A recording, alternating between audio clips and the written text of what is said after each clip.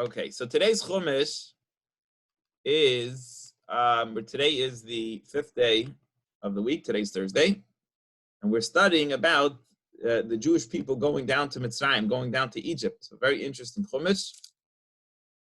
My son actually told me on the way in today in carpool, he's like, Taz, he was learning himself.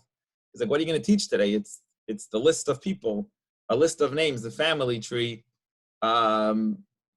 that go to Egypt. And of course, Rashi always makes it interesting, pointing out fascinating stuff, even within the names. But to me, the most fascinating part of the story is literally that they are 70 people, just 70 people. And 200 years later, there's 600,000 men. 600,000 men. So they estimate, 2.5, 3 million people. They go in 200 years from 70 people, and we have the list of the names of exactly what was there to 2 to 3 million people, which is absolutely fascinating. So let's read who was on the transportation, who was on the bus, who was taking the bus, the chariots from Eretz Yisrael, from Canaan at the time. They were in Beersheba, and they're crossing over the border. They're going to it's like you're going to a foreign country. Literally, you're going as strangers to a new country in order to enter this land, and it's a very foreign land to them, but they're going there because Yosef, God is leading them there. God has promised to be with them when they go down and when they go up. Yosef is the viceroy in Egypt. He's going to take care of them. And here is them crossing the border. Elu Shmois Bnei Yisrael. These are the names of the sons of Israel, Haboyim Mitzrayim, as they were coming to Egypt. And who was included? We'll start from the beginning. Yaakov Uvanov. It was Yaakov and his sons.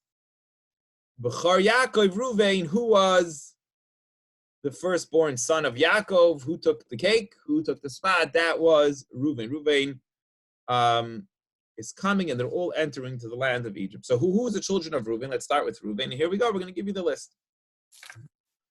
So Uvnei Reuven, the sons of Reuven, he has 4 sons: Chanoich, Ufalu, and Chetzron, and Charmi. He has 4 sons.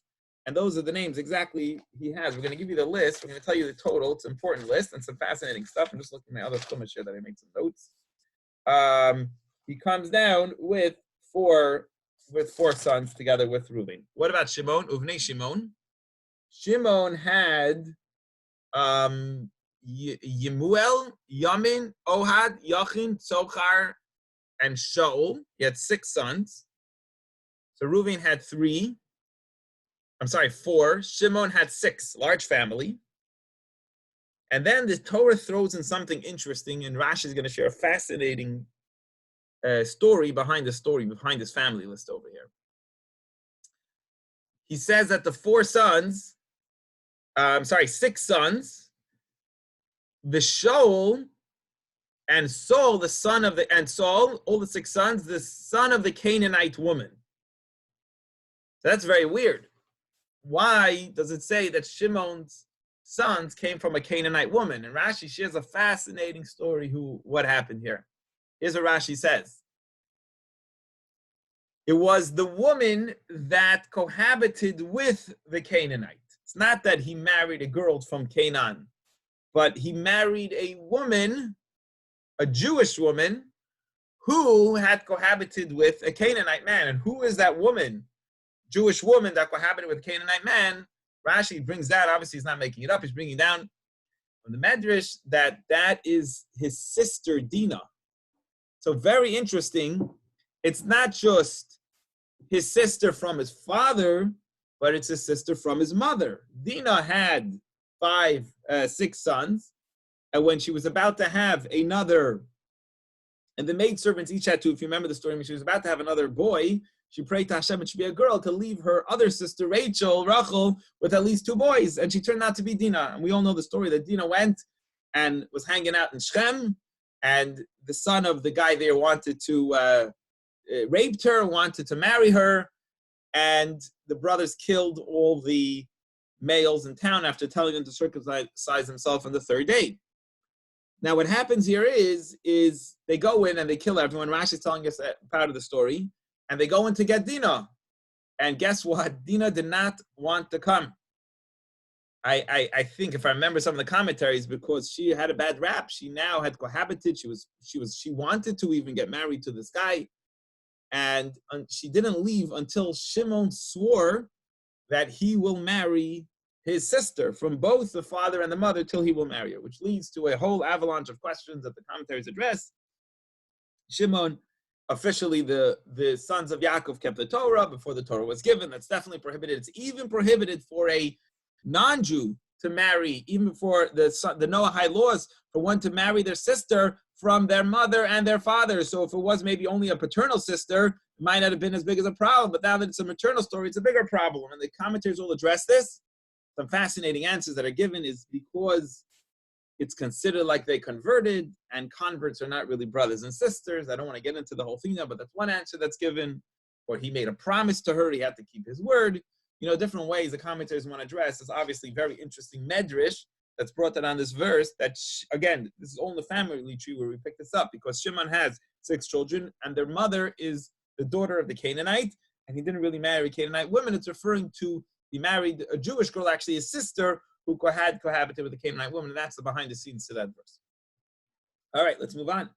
Then we have the third son, Levi. Levi had 5 sons. Levi had 3 sons. Levi had Gershon, Kahas, and Merari, 3 sons. Yehuda had 5 sons. And we know a little bit, we learned about his sons in another point in the story, who they died after their spilling their seed on the ground, for those who remember that story. Yehuda, Aaron, Onan, those 2 that died were Aaron, Onan.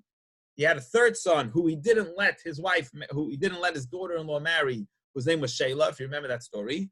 And then he had 2 new kids from his daughter-in-law. We learned that interesting story how he ended up happening with his daughter-in-law, not knowing it was his daughter-in-law, and that's Peretz and Zarach. So he ends up having 3 from his first wife who had passed away, and then 2 more from the second woman that he cohabited with. As we learned, Aaron, Onan, the oldest 2 sons died, so that they passed away. And one of his sons, who he had from the second wife, whose name was Feretz, had another 2 sons, who's Chetzron and Chamul. So Yehuda had 5, 2 of them passed away, but then you can add 2 by the 2 grandchildren. Ubnei Yisachar, how many children did the next son, the 4th son Yisachar, have? He had 4 children. He had Toila, Ufua, Yoav, and Shimron. Zvulun, how many children did Zvulun have? Zvulun had 3. Sered, Ve'elon, Ve'yachliel. Okay? And this is the total. We've just mentioned Ruvain, Shimon, Levi, Yehuda, Yisachar, and Zvulun. We mentioned half of the tribes, all the 6 children that were born from his wife, Leah. And they're all going in the bus together. I don't know, maybe they had like the Leah family bus and the other bus. I don't know how it worked out, how the chariots were split up. But those are the list of part of the family. Elu b'nei Leah, these are the children of Leah. And Shayol of Yaakov, that she gave birth to Yaakov at Padan Aram, when they were living out of Israel to the north of Israel, in Padan Aram, Ves Dinah, Bitoi. So besides all these sons, he also had a daughter, Dinah, who was the wife of, as we learned, of Shimon, Kol Nefesh Banov, Ubnaisav, all the souls of his sons and daughters together. If you add it all up, come to Shleishim V'Shalesh. If you do the math, you'll come to a total of 33. So Rashi says that doesn't seem to be true. We'll see in a moment. 2 fascinating Rashis. One, Rashi teaches us a lesson in biology, okay? He says it's very interesting. When it said just now Leah, it said the girl that they had, it said that was born to Yaakov. And every time they mentioned the sons being born, it was said being born to Leah. Why is it that whenever a boy is being born, it says the son of the mother, and whenever it says that a girl's being born, it says the daughter of the father? So Rashi tells them, I'm going to teach you some biology over here. When at the point of intimacy, I guess this is the secret. If you want to have a boy and a girl, you got to learn how to conceive the child. So he says, I'm not sure how this works honestly, but this is the famous thing, that if the woman's seed, mazras, I don't know what that means exactly, emits seed first, it'll be a male. And if the man's seed emits first, I guess, before the woman, it'll be a female. So therefore, when it's a male born, it's the mother's first energy. I don't know the chromosomes, the Y. I have no clue how this works. But Torah says that if the woman's seed comes out first, it's a male. If the man's seed comes out first, it's a female. And that's why the Torah, Rashi says, is connecting the female with the male and the male with the female. He's quoting a Gemara in the tractate Nida. Look there for more information, but it's definitely an interesting idea.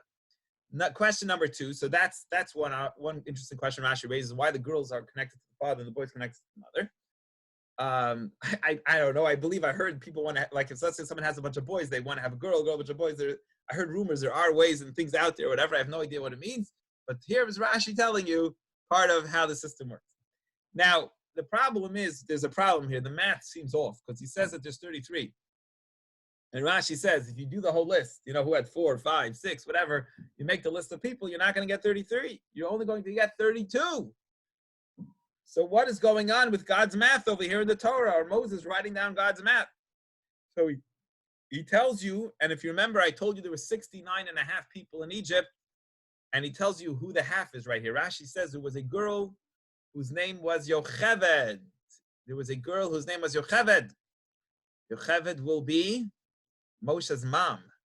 So Moshe's mom will be born at the border, right at the border. They're going to enter into Egypt. So her birth, this child's birth, if you made his passport by where he was conceived, he would say Israel. If you made his passport based on where he was born right when they came to Egypt. So it was an interesting story. So the Torah says already counts this child who's going to be born right when they cross into Egypt, as if he's already born, as if he's part of the family when it lists a list of 33, although the name of Dinah is not yet listed there. Terry, could you hold with the question? We'll be done soon. Hang on, write down the question and we'll take with all the questions. Okay. Uvnei God, continuing along, I told you there's a lot of interesting stuff when we go through this family tree, which we didn't know before. The children of God. Now we're moving on. We finished with Leah's kids. God, we're holding the 7th son of Yaakov. How many children did God have? God had 5. What were their names? Tzifyon, Chagi, Shuni, Etzbain, Eri. I'm sorry, I miscounted her. Varoidi, Varieli. He had 7 sons. Wow, pretty big amount of sons or children. I guess we're counting girls too, that were born to this person. He had 7 of them. Ubnei Asher and his brother from the same mother. Ubnei Asher, the 2 brothers from the same father and mother. Asher had 5. He had Yimna, Yishva, Yishvi, Uvriya, Serach, and Serach. Serach was a girl, so we had 4 boys and 1 girl, Achaisam. And they also had some grandchildren. Uvnei Vriya. Vriya had 2 children, I guess, by the time they came to Egypt. And the name was Chevron and Malkiel. So one had 7. Wow, they had a lot of kids. The other one had 5, and they had 2 grandchildren. And these are the sons of the wife, Elu b'nei Zilpah, the wife of Zilpah, Shanas and Lavan, Leah. That, remember, Laban gave his oldest daughter, Leah, a maidservant, Zilpah.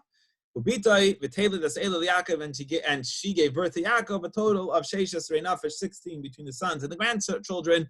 There's a total of 16 in this family. B'nei Rachel. What about Rachel?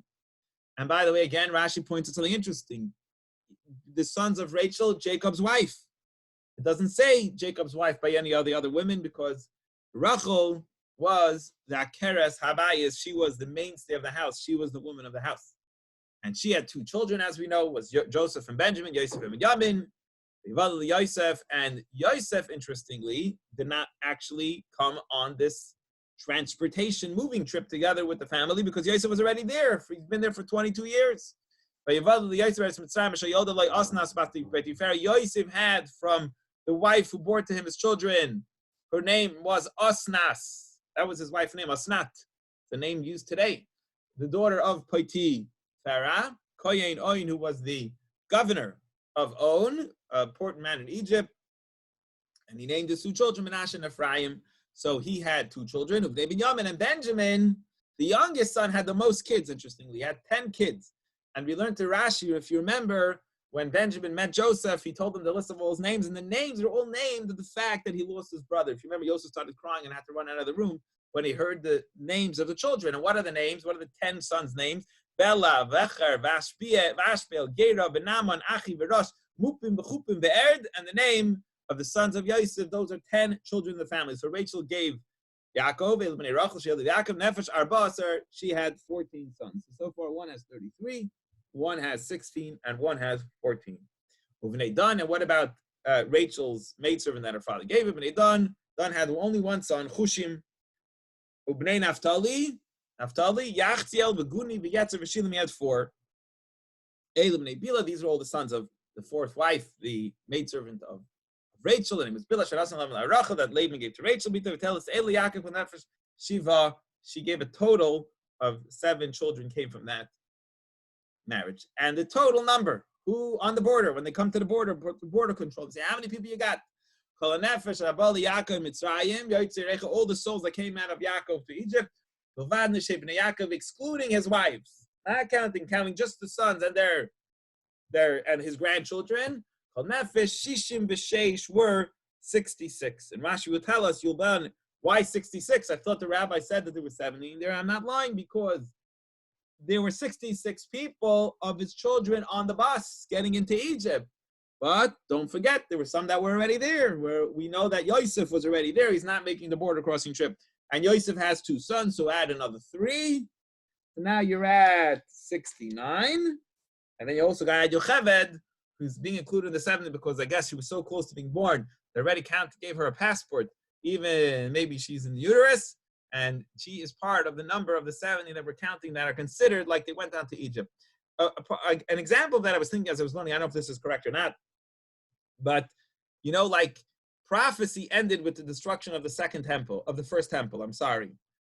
And there really wasn't any prophecy, but there were still some people left that had prophecy. There was Daniel, who prophesied during the time, and we have the Tanakh is continuing to be written until the building of the second temple. We had in my class the other day, we have the part of the Tanakh is someone called Nehemiah, and as he's building the second temple. So maybe if you were born in the right time, you still were in uterus or so, and you were still part of that original generation of people.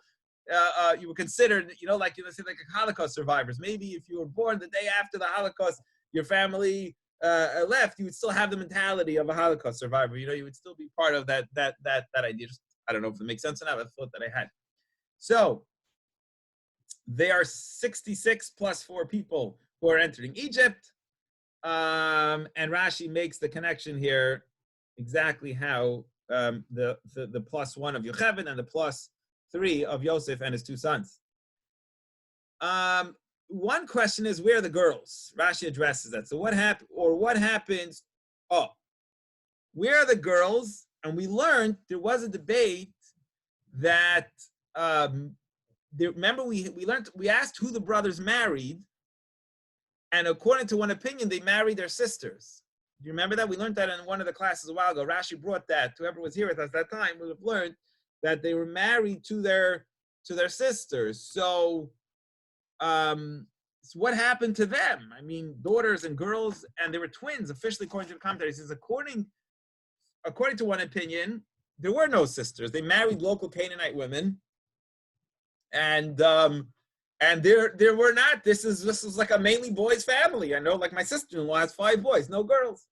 So I guess the females seeded first, and they were all boys, based on what Rashi's saying. That's what took place over there with all these kids. But according to the opinion that holds that there were girls, this is a little bit of a challenge. And he says that they must have all passed away. All those, the Torah is not telling us all the information. There's a lot missing.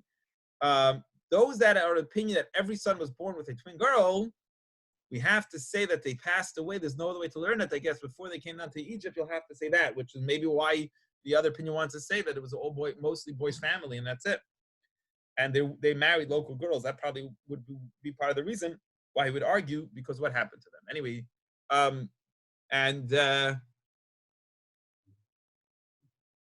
now he says one more thing. Rashi adds one more point. He says by Esav it says souls. Called the family. You had whatever souls. I forget what he said, like 16 souls or whatever. There was a certain number of people that were in Esav's family. By Yaakov, it actually calls them 70 soul. Shivim nafesh in a very singular, which is a weird thing to say. It should say 70 souls, not 70 soul. And he says by Esav it says souls because they worship many different gods. But this family of 70 people that came down, or 66 people that came down, really were one serving one God, and therefore calls them all one soul. Because remember he said 66, and I always said a half plus a half is the girl that's going to be born. And then Yosef, but Yosef, Nefesh Shnaim, Yosef had 2 sons, called Nefesh Yaakov, Abba Mitzrayim Shivim. And once you include half of Yocheved and then 1 point for Yocheved and then 3 more for Yosef and his family, that totals a total of 70. That is the end of today's Chumash. Any questions or comments before we learn today's Tanya? Carrie, yes, go ahead. Yeah.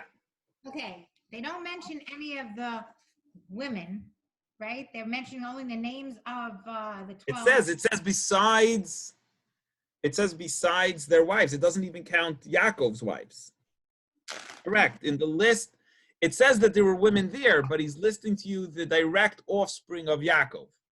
Okay, I'm going to forget some of my ones. And then it says Yocheved. No, write it down. But Terry, you hear what I'm telling you? It says Levad. He says, I think it says besides their wives, besides it says he's telling you the list of the direct bloodline of Yaakov besides the wife. So direct bloodline of Abraham, Isaac, Yaakov to these 70 people. Yeah. Okay. Then it says Yocheved. You're telling me Yocheved was like 200 and something years old? Yeah, Yocheved. No, I'm saying Yocheved mothered. Hold on a second. Yocheved mothered Miriam, right? So Yocheved was born when they came. Who says? And Moshe was born. People lived then that amount of time. They didn't live 700-800 years, but she must have lived a long time. Correct. But she had Moshe like when she was really old. I guess so. He ran away for what, 70, 80 years or 60 years or when he ran I'm trying to think, when did Yocheved, look, Moshe was not young when he left. If I would guess, I think he was like 75 years old, maybe 75, 80 years old. When he left Egypt? No, he was a teenager. No, not Moshe. Moshe was a leader of the Jewish people. No, before he was a leader, when he killed the slave, when he killed the thing and he ran Correct. away, he was on for like 60 Correct. years. So if you take, I don't know the numbers, I have to write it down to see it, but let's just say they left 200 years later, and let's say Moshe was 75 years old, then she would have had to have been like 100, right? When she Or 120 when she had him. Yeah, That's which was normal then. That was, no, but... Why can't you just say somebody else was named after her? Why did we really have the family tree. It's not a joke. I'm just saying that we know this stuff. We have it documented in the Torah, and I'm just saying that the age of living longer, we believe that people lived longer and had babies later back in the day. It's a common thread in the Torah. It's not not related to this question. I'm saying, like, we believe people lived a few hundred years back. We believe people are passing away at 180. I'm saying, like, it's quite normal. Kids at 120 or something? Okay, forget that. I don't know the answer, but 2 things. Then there's Asnaf was somewhere else mentioned later. We're going to talk about it. Don't bring up Asnas now. But yes, Asnas is Moses married, officially what we know now, not Moses. Joseph married a girl called Asnat. Okay. Asnas was the daughter of the governor of On, whose name is Potiphar, whose wife, her mother, tried to seduce Yosef. And the good reason given for it is because she saw in the stars, or she knew that she was going to have a child through him. She didn't realize it was her daughter. She thought it was herself. But anyway, yes. So he marries a girl called Asnas, and Asnas Asnas is the daughter of the governor of On. Yes. Then there's all these names that you just listed here. Nobody except for Saul. Nobody ever names their kids that. In the Orthodox community, Hasidic community, you don't hear any of these names mentioned. Is it like not to do? Is there a reason why they don't do that? First of all, you mean of these specific names? Yeah, I mean, you have a whole list. I'll tell you what I find interesting. You know how we all have a custom to name after people today? Yeah. Why didn't they name their kids like after Abraham or Noah? You know, like you would think the grandchildren, like today, the biggest merit is how could you not name your child after the grandfather or the grandma? Like nobody named Sarah. There's nobody who's named Sarah. No one is named.